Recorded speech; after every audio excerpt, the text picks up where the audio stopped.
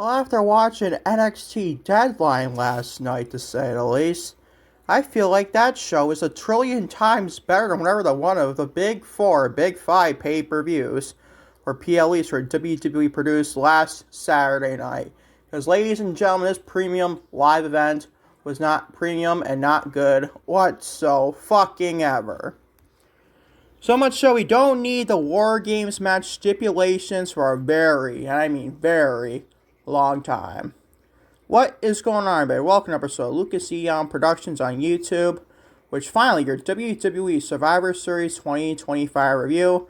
Like I said, Lucas Eon Productions on YouTube, to say the least. For anything, follow me on social media, Instagram, TikTok, and Facebook. I mean, just Instagram and TikTok, honestly, Lucas Eon. Watching today's podcast on YouTube, obviously the only place to get Lucas Eon Productions. Hit the like button today's podcast. Hit the subscribe button if you've done so already. Turn the bell for our post notifications and upload, to say the least. And always leave a comment my WWE Survivor Series 2025 review, to say the least. Shall we get started? This god-freaking horrendous, probably the worst PLE all year. Pay-per-view or PLE for any WWE, NXT, AEW name point. This was the worst event all year. That's going to go in twines with pay-per-views or PLEs to begin with. This fucking event sucked.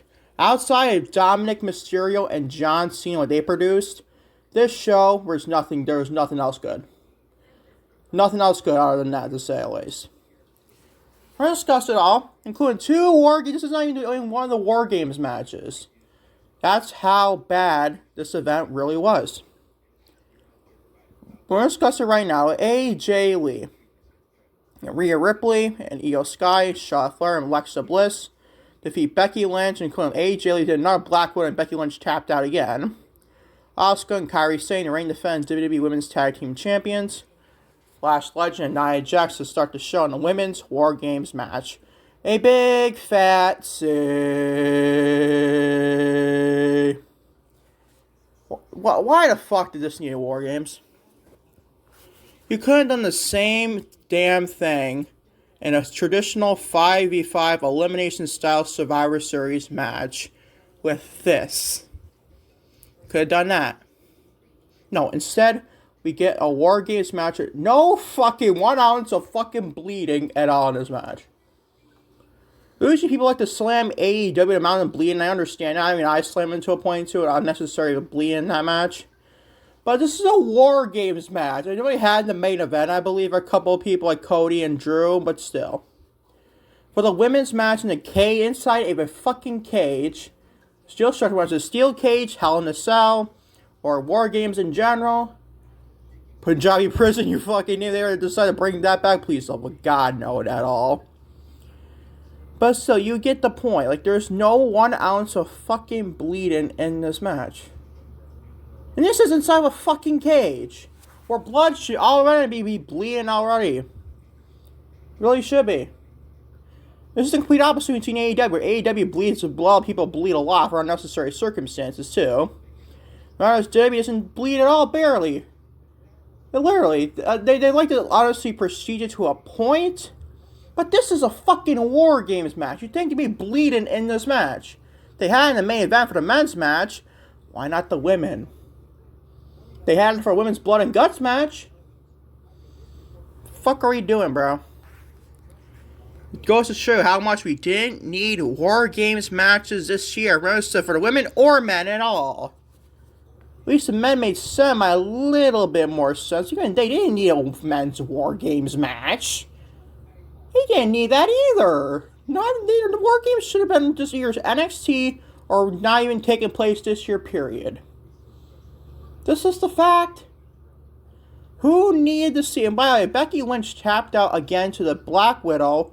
You would think to be one of the AJ was going to tap out Nice WrestlePalooza. You think the next time AJ was going to tap out Becky would be the Women's Intercontinental Championship on the line. You'll think, right? Not inside of a War Games. What does Triple H do, ladies and gentlemen? He takes the title off Becky Lynch to put on a half-ass wrestler, Maxine Dupree. You know, she's getting better. I'll admit that. And then have Becky tap out inside of War Games. This woman hasn't won a match since fucking August 31st at Clash in Paris, against Nikki Bella. She hasn't won a match since fucking August 31st. What the fuck are we doing? I know she's on this like an unhinged type gimmick, like Mercedes Moné, AEW, my girl Mercedes on an unhinged gimmick too. I like it. Don't get it twisted. But do we have to have the 3 matches that her and Maxine have, her lose every single one of them? The answer is hell no. If it was somebody that was like better than Maxine Dupree, then sure, why not? Sure, I understand the gimmick, the unhinged type character. I understand that. But why to Maxine Dupree? Who the fuck cared? Nobody, to say the least. Other than the Maxine Dupree fan base, to say the least. It's a problem how you can be a fan. I mean, she's not bad, she's getting better, I'll admit that. I always said that. She's getting better, don't get me wrong. But should she realistically be the Women's Intercontinental Champion right now? The answer is fuck no, the honest truth. And this match was fucking boring. I was bored by this. It just did not need War Games whatsoever. Really didn't, if you think about it. What was so War Games worthy of this fucking match? Nothing. Nothing. To say the least. Minus the traditional Iyo Sky trash can spot at the top of the cage. Keeps the one doing herself every time he does it. Keeps getting better and better. I don't know how she does it, but it's Iyo Sky after all. But other than that, this is fucking boring. Other than that, this was fucking boring. A big fat fucking C. Moving on, shall we? The rest of your show? The only good thing on this damn show, not even taking place one of the War Games matches. Dominik Mysterio defeats John Cena to win back the WWE Men's Intercontinental Championship. Thanks to Liv, Morgan returns to eventually cost Cena the match. First, she slapped Dom, obviously. First of all, not before that, honestly. They had Raquel Rodriguez and Roxanne Perez, who had Tahana Bomb and a Pop Rocks on John Cena. I thought that was fucking insane. If that was going to be the end of the match, I was going to be fucking pissed, though. But luckily, Cena kicked out. I thought damn sure it'd been the end of the match. But damn, I was fucking wrong. And then you had Balor and McDonough involved. Balor and JD McDonough get their ass kicked by John Cena. You see, I didn't mind that at all. I didn't even mind Roxanne and Raquel guys. Some people were pissed off that Raquel and Roxanne got involved in this match. The referee got taken out, people. Come on. And anything can happen when the referee gets taken out. I didn't mind that. I mean, just as a John Cena match, everyone gets taken out, obviously. We get that. You understand. I understand completely. And plus, John Cena is not the wrestler he once was, so there you go. Have these types of referee botches like this, I don't mind it. And plus, it was the end, it was towards the end of the match, I believe, honestly. But I love this match. I think it was better than the first match they had, I would say no. But still the best thing on the fucking show, or the pay-per-view, or PLE in general. Everything else was not so premium about this damn show, the pay-per-view, PLE. But I love this, and Liv Morgan is back already. I swear, I have this weird feeling they're not going to do what we all want, which is Roxanne Perez and Liv Morgan at WrestleMania. For the women's world championship, I'm going to say Intercontinental Championship, it's not even that either. This is a world championship level match at WrestleMania. Whether people like it or not, Liv has the star power. And Roxy's a great pro wrestler. They can be great. Unless they do like Roxanne Perez and AJ Lee at WrestleMania, I won't complain about that either. And honestly, the place to do it is not Saudi Arabia either. It's not the place to do it for 43. So I think to probably be the case for 42. I don't mind that either. But what is Liv going to do at WrestleMania? That's my question. Would she be going after Stephanie? Or would she go after Rhea? God, no, not Rhea and Liv again. Please, no. Is it Liv and Stephanie at WrestleMania? I don't mind that, though, in all honesty. That could be interesting. I heard Liv Morgan's already challenging for the Women's World Championship eventually. At least they plan to see it eventually. Maybe it's like for Saturday night's main event, the next one. Might not the John Cena one, but maybe the next one. Or maybe it takes place to Raw on Netflix for January 5th. I think that'd be the case too, honestly. Maybe it takes you at the Rumble. And Saturday, I hope to God it's not the case. Where I live, we're in the Rumble, honestly, than that. But I love this. Liv Morgan's finally back, and she looked fucking insanely gorgeous.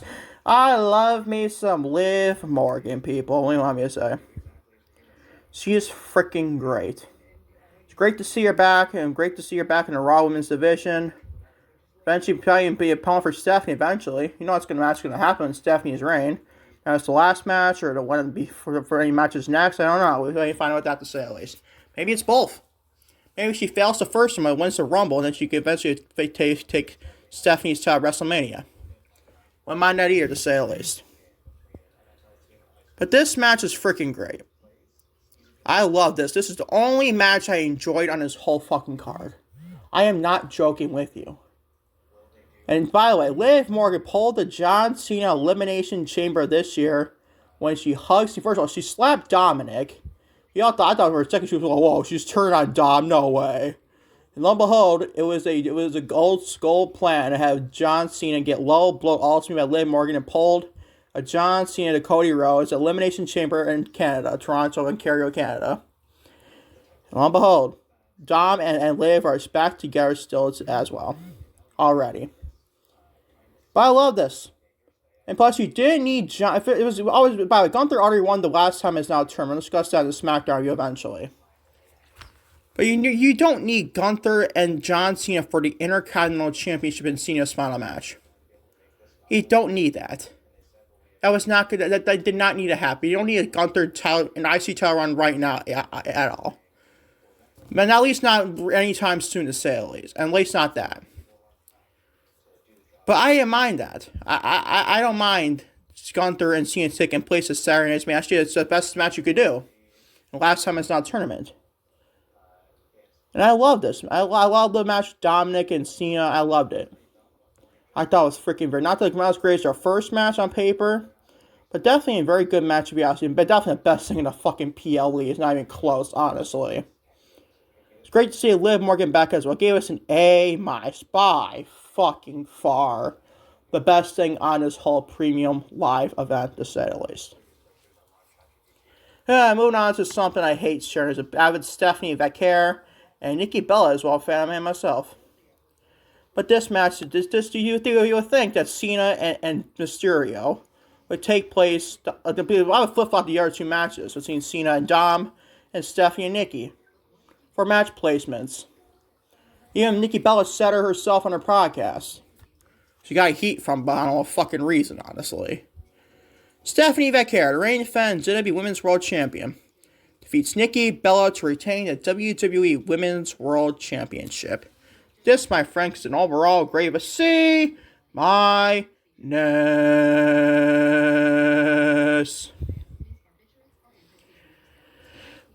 guess I'm a huge Stephanie fan. I love Nikki Bella, too.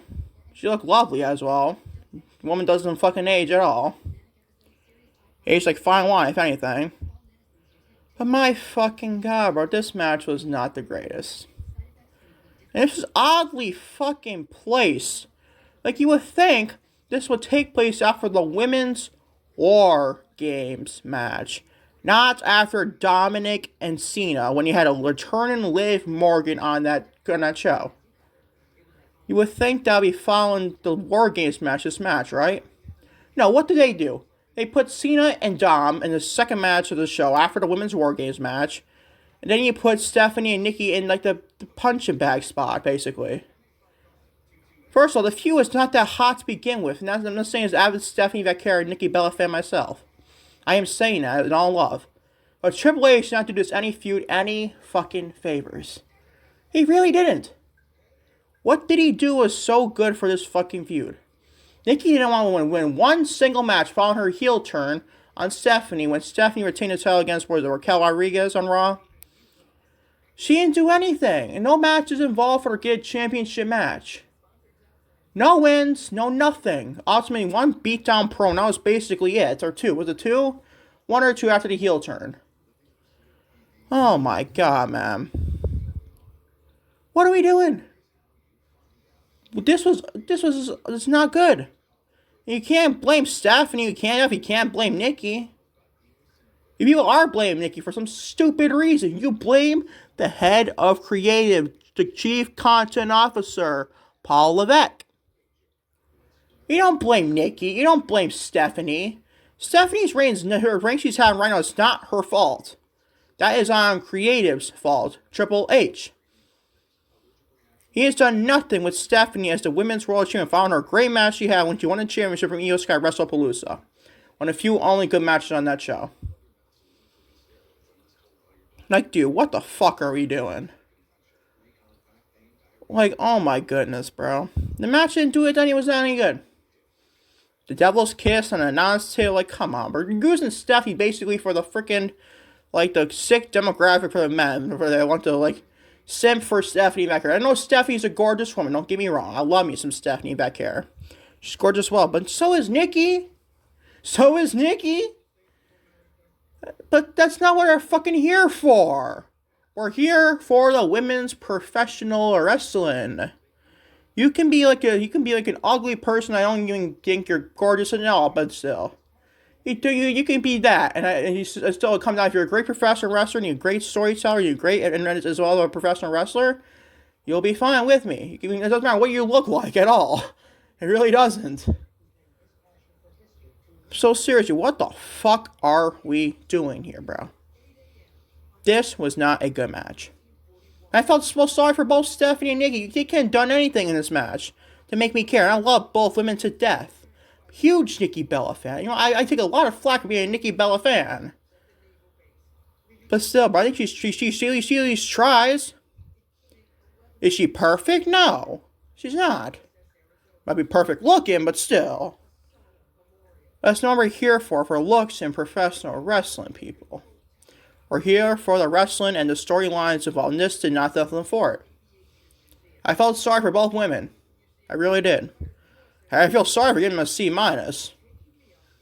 Worst thing on the show, but it's not that it was great at all. C- is your grade. Not that it's barely better in this match. Barely worse in this match, though, for the main event. It's Brock Lesnar. Logan Paul, Bron Breakker, Bronson Reed, and Drew McIntyre defeat CM Punk, the reigning defending WWE World Heavyweight Champion. Cody Rhodes, reigning defending undisputed WWE Champion. Roman Reigns and the Usos, Jimmy and Jey Uso, in the main event. In the men's War Games match, thanks to a mystery attacker costing the faces of the match, and obviously curb stomping CM Punk. And no, idiots, it is not Seth Rollins. You can take that and shove it up your ass. Even Rollins said it himself. Do you have every right to say that? Yeah, let's say you do, because Rollins did do this a long time ago, when he obviously pulled that against CM Punk at SummerSlam. He cashed in Money in the Bank when Punk beat Gunther for the World Heavyweight Championship, but still. It is not Seth. He's actually injured. Now, granted, I saw him basically. It was a Good Morning Football he does on Friday mornings. I saw him at the arm brace, but still, he is not the mystery attacker in this match. It wasn't. If it was him, it would attack Bron Breakker too. He would attack Bron Breakker. Don't stop with the bullshit. He would attack Breakker along with Punk. He even probably attacked Seth or Bronson Reed too. He didn't. First of all, he probably would attack Paul Heyman at ringside, but still, whatever. Oh my god, man, this match did nothing for me. The War Games match, and whoever this mystery attacker is, probably more likely Austin Theory, so fucking riveting television, right? Austin Theory, a mystery attacker. People in the online want Triple H to have Austin Theory as a babyface. And what does Triple H do? He puts him in a heel faction in the division. Unbelievable. Don't tell me Triple H loves to listen to the fans. He might listen to them from time to time, but definitely not as much as you think it is there, Triple H fans, to say the least. You Paul Levesque stands, bro. I can't. Oh, God, the Eve drones online were fucking horrendous throughout this whole premium live event. Unbelievable. It's unbelievable. How can you defend this event? This event fucking sucked. For a premium live event grade, it sucks. Well, I'm going to give it a minute. But this one gets a big fat C. Which means you have 2 C's on this grade for both War Games matches, nonetheless. And a C- with Nikki Bella and Stephanie Vaquer. With the one thing being good in the second match was Cena and Mysterio. Dominik Mysterio, obviously. Other than that, this fucking event sucked. What was so fun? This was easily, and this says a lot for pre and live events this year for WWE. You can say the same thing for WrestleMania. I want to say that in general. I don't believe you say that either. But this is the worst, and I mean worst, premium live events for WWE all year. Probably the worst pay-per-view or PLEs in general for any fucking event. Whereas NXT, AEW, WWE main roster, by far the worst pay-per-view in the whole year. This fucking event sucked. It sucked. Let's just call it for what it is. What was so premium about this minus the Cena and Dominik Mysterio match? What was so premium? What was so premium? Genuinely asking. And by the way, do we seriously need war games for a very long time? The answer is absolutely 1000% fuck no. We don't need the War Games match stipulation for Survivor Series for a very long time. Have it go out for a couple of years, maybe fucking 5 at this rate, and put on like the Iron Survivor challenges. We saw a deadline. I know what you can do for NXT, myself, what you can do for NXT for New Year's Eve. I understand that. First of all, fuck that. If you're going to do these types of matches for 5v5, elimination style, old school Survivor Series matches. You can do that for every time and then. You can do it for every other year after the 5 years we're off for. Every other year. You can one for Survivor Series for traditional 5v5, then the other year for War Games. Probably going to I think probably going to affect for 2030, honestly. I'd rather do that. I say that then. And leave the War Games match off for a very, very long time. Because this fucking event did absolutely nothing for me other than Dominik Mysterio and John Cena, which is not even involved for War Games. Nor should it have been. It probably made it fucking worse, and I don't like that either for Cena's final PLE event for his whole career. This event fucking sucked, ladies and gentlemen. What do you want me to fucking say? As the overall show grade for WWE Survivor Series War Games 2025 is a C+, by far. I think it's the worst pay-per-view grade I ever gave anything. I don't know. I was weird feeling I did something for Dynasty where I gave it a C. Especially with the main event with Swerve Strickland and Hangman Adam Page. That was awful. I give that an F. But it could be that. But I think, honestly, when we got this here compared to Dynasty for AEW, I feel like this is a lot worse still. And that says a lot. That says a lot, bro. See, overall show is a C+. That might be somehow generous. It should be a big fat C. Everything round up to be a C+. So lucky for you, Triple H. I actually gave you a decent grade compared to WrestlePalooza from ESPN. I don't know what they're going to give this grade. Probably a D+, honestly. Imagine that. I don't know what they did. Probably graded Crown Jewel or not. Or even I know they graded WrestlePalooza, obviously. I don't know what they gave Crown Jewel yet. I don't know. I don't know what they did, honestly, for that. But this is a big fat C+. Big C+, if you ask me.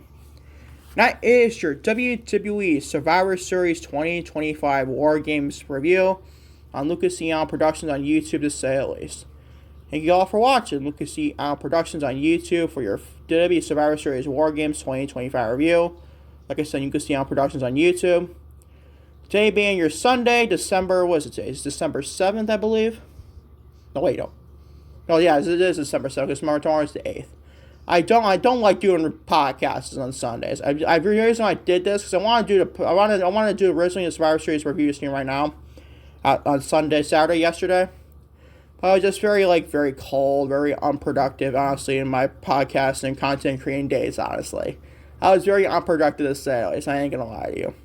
I hate cold. I hate these types of months, man. I know you might say I'm the fucking Grinch, but whatever, bro. It is what it is. Hopefully I can do more podcasts tomorrow and it goes in the end of the year so far, to say the least. I didn't do an overall Lucas Neon Productions podcast. Didn't do that yesterday at all. I'm hoping to do the next one probably tomorrow, maybe. If not Tuesday, to say the least. 1 or 2 days, maybe Wednesday, whatever. Keep updated, to say the least, throughout the social media platforms, Instagram and TikTok, to say the least. And until next time, trust me, next time. Peace and love, I am out. Take care. Love y'all big. Actually, forget that. Forget that right now. Go, Pack, go. We have a big game this afternoon against the Chicago Bears. Number one place, and probably think this is not just the NFC North, it's the NFC and conference in general. I don't think so. If the Packers win, I believe be a 2 seed behind the Rams. I think, or would that be the 1 seed?